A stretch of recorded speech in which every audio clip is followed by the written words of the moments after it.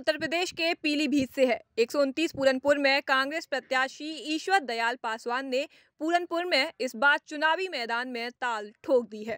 उनका कहना है कि इस बार जनता बदलाव चाह रही है। जब हमारे संवाददाता ने बात की तो प्रत्याशी ने चुनाव मुद्दों को चैनल के माध्यम से जनता के समक्ष अपनी बात को रखा और पूरनपुर की जनता से अपील करते हुए सभी को गणतंत्र दिवस की हार्दिक शुभकामनाएं दी। नमस्कार, जैसा कि मैं इस समय मौजूद हूं, हमारे साथ में 129 विधानसभा कांग्रेस के प्रत्याशी श्री ईश्वर दयाल पासवान जी मौजूद हैं। मैं उनसे आज बात करूंगा कि आगामी सन 2022 के चुनाव में उनके क्या मुद्दे रहेंगे। जनता अगर उनको ताज पहनाती है तो वो किस हिसाब से काम करेंगे। सर, बहुत बहुत स्वागत है आपका। सबसे पहले तो मेरा नाम ईश्वर दयाल पासवान है। सभी भाइयों बहनों को गणतंत्र दिवस पर बहुत बहुत बधाई देता हूं और मैं कांग्रेस का प्रत्याशी हूं। सबसे बड़ी खुशी की बात है, कांग्रेस ने मेरे जैसे कार्यकर्ता को चुनाव चिन्ह में देकर और मुझे प्रत्याशी बनाया है। इस बात के लिए मैं अपनी पार्टी की नेता दीदी प्रियंका गांधी का बहुत बहुत आभारी हूं कि उन्होंने मेरे जैसे कार्यकर्ता पे विश्वास जो है किया है। तो जैसा कि अगर जनता मतलब पूरनपुर की जनता अगर आपको विधायक चुन लेती है तो आप किन मुद्दों पे काम करेंगे। देखिए, पूरनपुर में बहुत काम करने के मुद्दे हैं, एक मुद्दा नहीं है।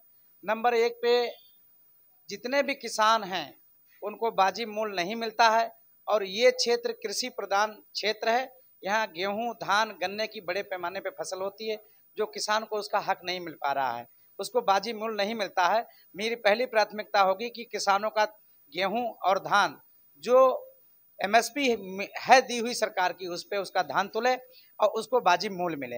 ये मेरी पहली प्राथमिकता है। दूसरी प्राथमिकता मेरी यह है कि जो आवारा पशु घूम रहे हैं इससे जनता को निजात मिले। तीसरी प्राथमिकता मेरी ये है कि मेरा क्षेत्र जो विधानसभा का है वो जंगल से घिरा हुआ है। आए दिन टाइगर हमला करता है, बहुत सारे लोगों को टाइगर ने निवाला बना लिया, बहुत सारे लोगों को। तो सबसे पहली प्राथमिकता होगी कि टाइगर से निजात मिले।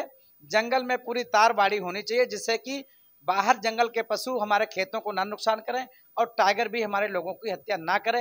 ये मेरे मुद्दे हैं। दूसरा मुद्दा यह है कि यहाँ स्वास्थ्य की बहुत अच्छी व्यवस्था नहीं है। जो भी प्रतिनिधि रहे हैं उन्होंने स्वास्थ्य पे ज़्यादा ध्यान नहीं दिया है। जहाँ अस्पताल हैं छोटे छोटे, वहाँ सरकारी डॉक्टर समय पे नहीं बैठते हैं। उनका इलाज, हमारे जो लोग हैं उनका सही से समय पे इलाज नहीं हो रहा, ये मुद्दा है। दूसरा है कि यहाँ पे बड़ा अच्छा कोई डिग्री कॉलेज हमारे पूरनपुर मेरी विधानसभा में नहीं है। बाहर एजुकेशन के लिए हमारे नौजवान जाते हैं, कोई बरेली जाता है, कोई आगे जाता है, अलीगढ़ जाता है, कोई दिल्ली जाता है। हमारे प्रदेश को, जिले को छोड़ के उन्हें जाना पड़ता है।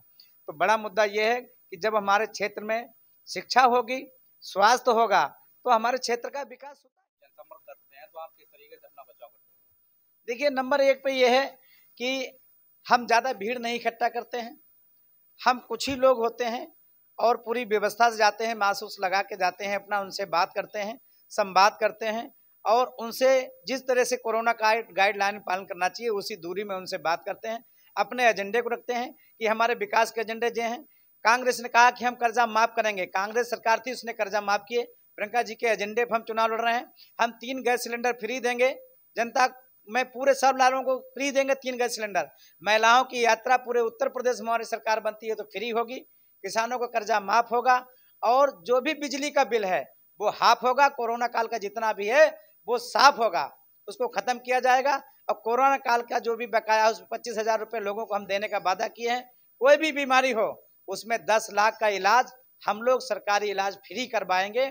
ऐसे हमारे एजेंडे हैं। प्रियंका जी के जो हमारी एजेंडा नहीं है बल्कि प्रियंका जी की प्रतिज्ञा है, वो हमारी प्रतिज्ञाएं हैं, हमारी घोषणा नहीं है। हम अपनी प्रतिज्ञा पे वचनबद्ध हैं और हम वचन निभाएंगे। अगर हम जीते और सरकार में रहे तो जो हमारा एजेंडा है उसको हम करके दिखाएंगे। जैसा कि पासवान जी, इस समय बहुत से लोग पढ़े लिखे बेरोजगार घूम रहे हैं, अगर आपकी सरकार बनती है तो आप क्या करें नौजवानों के लिए। देखिए, वास्तव में बीजेपी सरकार ने कहा था हम 2 करोड़ नौकरियां देंगे, बिल्कुल झूठा वादा निकला। उत्तर प्रदेश की सरकार ने लोगों की नौकरियां देने के बजाय छीन ली, चाहे वो शिक्षा मित्र के हो, चाहे वो संविदा के लोग हों, सबकी नौकरियां छीनने का काम किया। हम प्रियंका दीदी जी का प्रतिज्ञा है और उसमें कहा हम वचन निभाएंगे, हम 20 लाख नौकरियां उत्तर प्रदेश में देंगे और ये हमारा वादा है। हम जीते सरकार में रहे और सरकार बनाई तो हम 20 लाख नौकरियां देंगे, रोजगार हम देंगे। और आपको एक बात बता दूं, 4 बार सरकार रही बहन जी की, 4 बार सरकार रही है अखिलेश के पिताजी की, और अखिलेश 5वीं बार मुख्यमंत्री रहे हैं। 4 बार कल्याण सिंह मुख्यमंत्री रहे, 5 बार बीजेपी के योगी आदित्यनाथ मुख्यमंत्री हैं। आपको ये बता दूं, स्थायी काम अगर उत्तर प्रदेश में किसी ने किया है वो सिर्फ कांग्रेस के लोगों ने किया, कांग्रेस की सरकार ने किया। आज पूर्णपुर की फैक्ट्री किसने लगाई बताइए? कांग्रेस के सरकार में लगी। आज मझौला की फैक्ट्री किसकी सरकार में लगी? कांग्रेस सरकार में लगी। बिशनपुर की फैक्ट्री किसकी सरकार में लगी? कांग्रेस की सरकार में लगी। आपकी पूर्णपुर की मंडी किसने बनाई? कांग्रेस की सरकार ने बनाई। आपकी पीलीभीत की मंडी किसने बनाई? कांग्रेस की सरकार ने बनाई। पीलीभीत का अस्पताल किसने बनाया? कांग्रेस की सरकार ने बनाया। पूर्णपुर का अस्पताल किसने बनाया? कांग्रेस की सरकार ने बनाया। जो हमारी नहरें घूम रही हैं, लोगों के खेतों में पानी जा रहा है, ये जाल किसने बिछाया? ये कांग्रेस सरकार ने बिछाया। 4 बार इन तीनों पार्टियों की सरकार रही, बीजेपी के भी मुख्यमंत्री रहे, सपा के भी रहे, बीजेपी की बसपा के भी रहे। आप ये बता